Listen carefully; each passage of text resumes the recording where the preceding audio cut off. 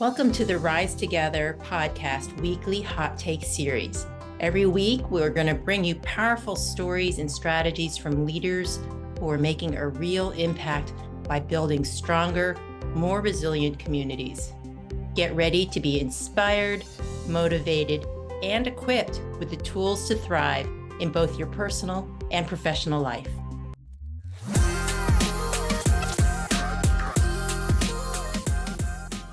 Hey everybody, this is Beth Almaraz from the Foundation for Family and Community Healing.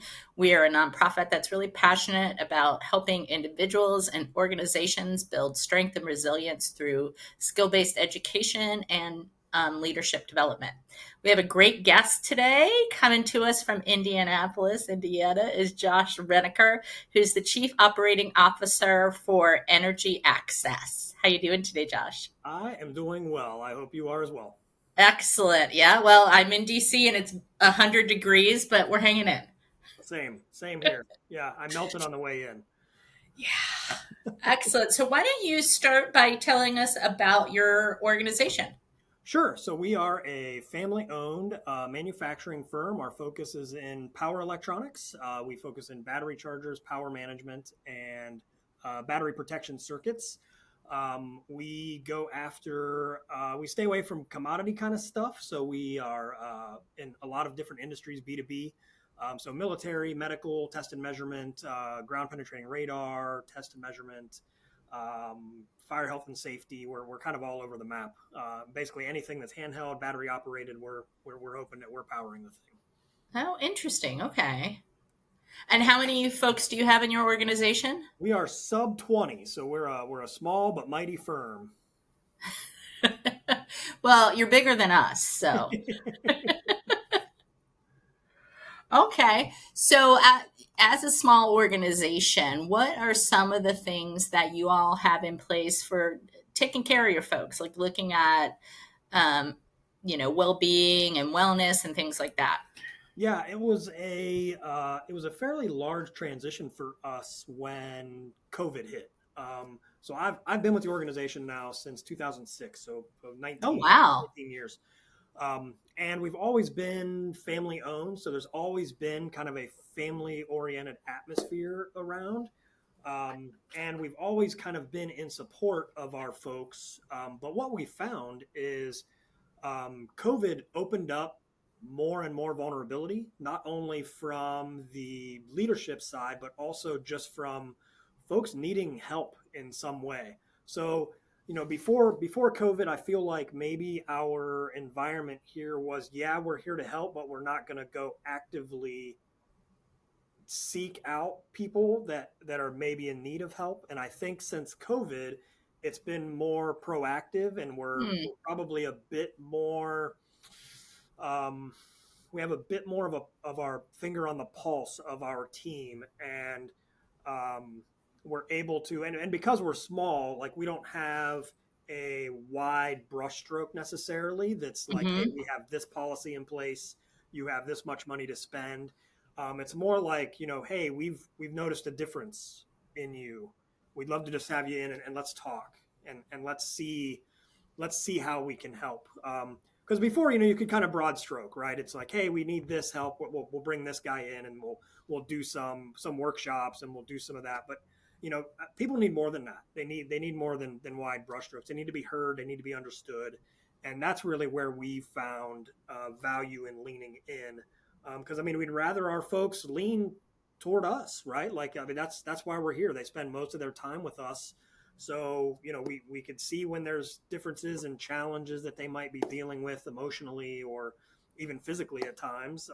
And just being able to have that environment that, hey, come to my office, and it doesn't feel like you're being called to the principal's office, right? Like, this is a place of openness and things don't leave this room, and you can leave with a sense of feeling heard and supported. So I think that's what's really helped us get through. And, through the weird times of COVID and uncertainty and all the things that were happening, we never had an issue with retention. Just people were willing to stick it out even through, challenging times in the organization. They were, hey, you were here for me. I want to be here for you. And, it's that sense of I mean, I've never signed up for like leave your baggage at home, right? Like check things at the door. I'm more about like bring your whole self to work, even if we get 8% of you today. I'd rather know that you're supported and know that you have people around you that care. And yeah, if we get 8% of productivity today, that's okay. Some days that's all you can give.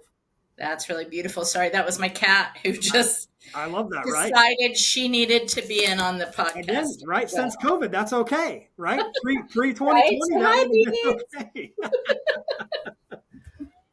Well, I mean, that's really incredible to hear in a time where we hear about so many corporations just, churning and burning folks out, and maybe the pendulum kind of swinging back. A lot of people really leaned into trying to create more of a culture and atmosphere during COVID that kind of responded to folks. And now we're seeing it swing the other direction, Yeah, it's maybe a little bit of burnout, right? overcorrecting. So, It's the burnout of being available, right? Like you probably know people that like just give until they crash.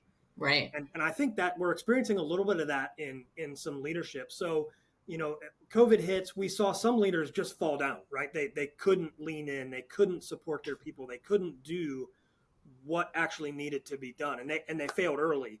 Then you had some people that were jumped in with both feet and have been going hard at it supporting their people since then. That's not sustainable, right? Because it's not natural, it's not organic.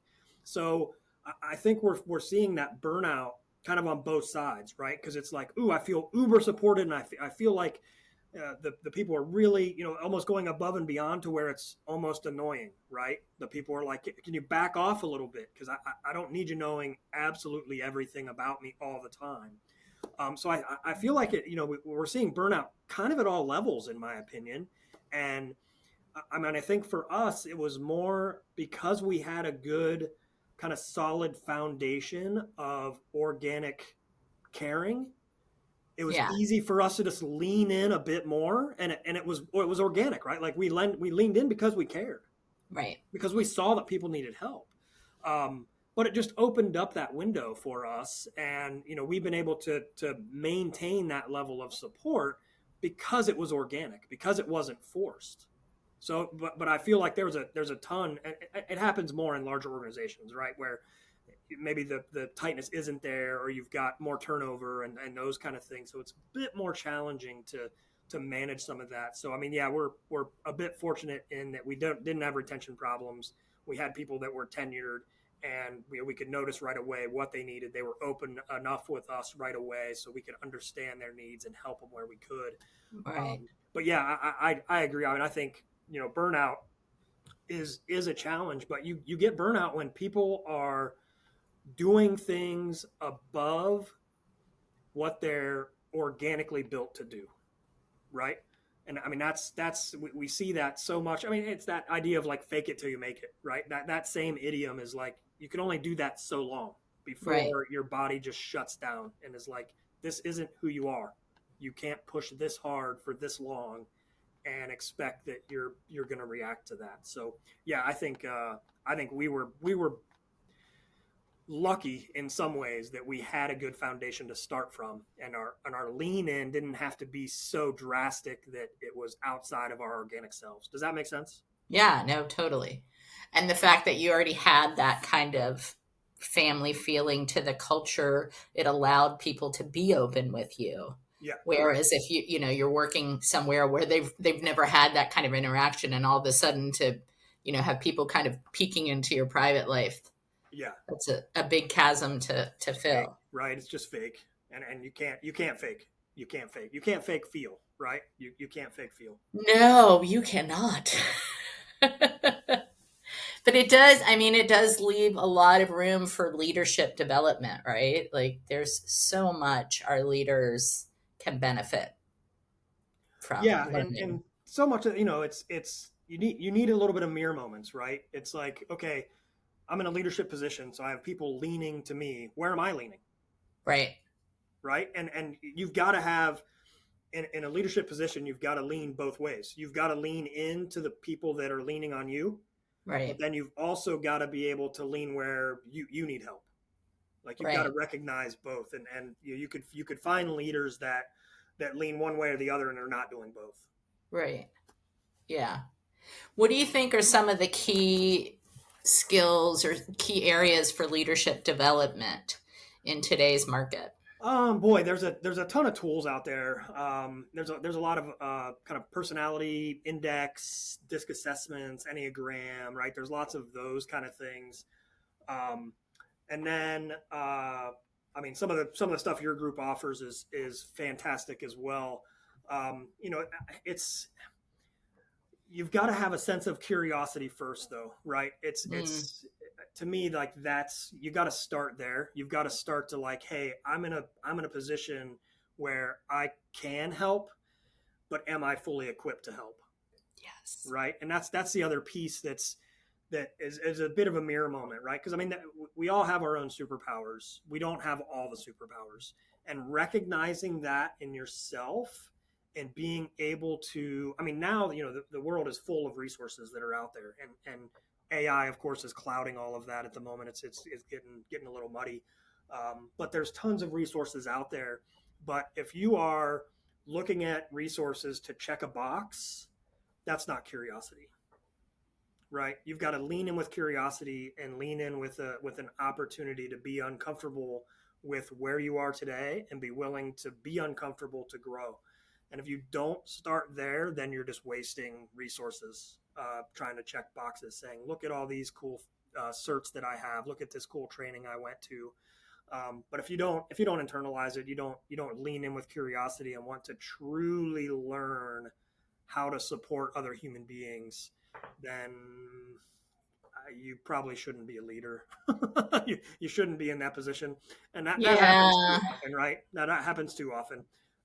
That Yeah, somebody I mean gets it, it elevated. it does, and it takes a level of humility to admit that I don't know everything about being a leader or about, managing people and supporting people. I Yeah, might be a subject matter expert, but that doesn't make me an expert at everything I need. exactly, Yeah, so and not exactly. everyone, either has the insight or has the the capacity to really sit with discomfort. Yeah, and you know, it's some of it depends on what I found. I mean, in my work with the COO Forum, which is a professional development network specifically for top level operations leaders, I've been involved with them for 5 years or so, and so I've met hundreds, probably 1,000 COOs that are leading operations, and you know what I find is many of us landed where we like there's I have yet to meet a COO that wanted to be a COO 10 years ago. I've yet to meet one, Interesting. right? Because it's not something that people aspire to. People aspire to be CEOs, right? They want to run the whole thing. But being a COO is something that almost just happens organically because you're able to, and this is the idiom I always use is we're able to see the forest and the trees. We're able to Mm, zoom in and out in real time because that's what an operations leader needs to be able to do. But what we find is in that middle management world, or even at the CEO level, right? Like there's founders are get a little crazy at times, right? Because they're super risk takers. They're just a different breed. yeah. But in that Founder middle, syndrome exists. yeah, exactly. And in that like middle management world, which is where all of us have lived at some point, right? As a COO, like we've all lived in that kind of middle management position. You find people in the middle management position that were really good at performing tasks of some kind. So then they like, well, they've been here a while, they're really good at this, so we should probably make them a manager. Hmm. And then boom, they've got the title, they're managing. How much support did they get? How much training did they get? How much real growth did they go through to be able to manage and lead people? So many of them, then that is lacking, right? Because they were given the job because they were good at their job. Right. When so many of them should have been left at their job. Like continue doing the great work that you do. You may not be equipped to manage people yet. Get them some management training, get them some leadership training, get them into a mindset of curiosity because if you don't enter leadership asking more questions than answering them, you shouldn't be in leadership yet. Oh, interesting. Yeah. Right? Because you can't lead by having the answers. Well, not for long anyway. No, you just can't. It drives my team crazy because they never hear an answer out of me. It's always they ask me a question and I answer their question with a question. So that's just my opinion. I mean, I see that so often though. Is somebody's like, oh, I was really good at my job and I've been here a while, so now I'm managing. Yeah. How's it going? Like, I'm struggling with this and this, and all the things. Like, we're taking you out of something you were really comfortable with and really good at, and putting them something you are not equipped to do. Right. And we're not going to train you to do it. Good luck. Right. Yeah. So, yeah, I mean, there's some folks are naturally able to do that, and you can see them organically make that transition. Others, not so much. Right. Yeah. And then, like, that's where burnout happens, because they're like, look, I'm trying to do, and I have all these people that I have to be responsible for. And I just can't burnout, and then just discontent with the masses, right? Like, sure. if you put somebody, I mean, I recently read that the number one reason people leave their jobs is because of a supervisor. It's not because of money or lack of benefits or overall culture. It's that direct supervisor. Yeah. And that's, I mean, you could see why, right? You can see why. Because some people are just not equipped. They're just not equipped to manage people. And so many of middle management is thrown into that. Yeah. Right? And just, hey, good luck, figure it out. Well, on that cheery note, Josh, if folks are interested in connecting or learning more, where can they find you? I'm heavy in LinkedIn. LinkedIn is the best place to find me. Josh Renicker, you can just look me up. There's only 2 of us, I think, in the world. JK Renicker is my actual tagline on LinkedIn. But yeah, reach out on LinkedIn. I mean, honestly, on my LinkedIn profile, there's a link to my Calendly, so you could book 30 minutes with me on Teams anytime. It's out there for the world to use. So it's amazing how little that is used, to be honest. But yeah, find me on LinkedIn, send me a direct message. Let's get involved, get engaged. Because I love interacting and engaging with people. Humans are awesome. I love them all. Aww. Well, what a lovely note to end on. Thanks so much, Josh. It was great talking with you. And thanks, everybody. I'll see you next time. Thank you for joining us today on our Rise Together podcast weekly hot take series. We hope you've been inspired by today's stories and strategies for building stronger, more resilient communities.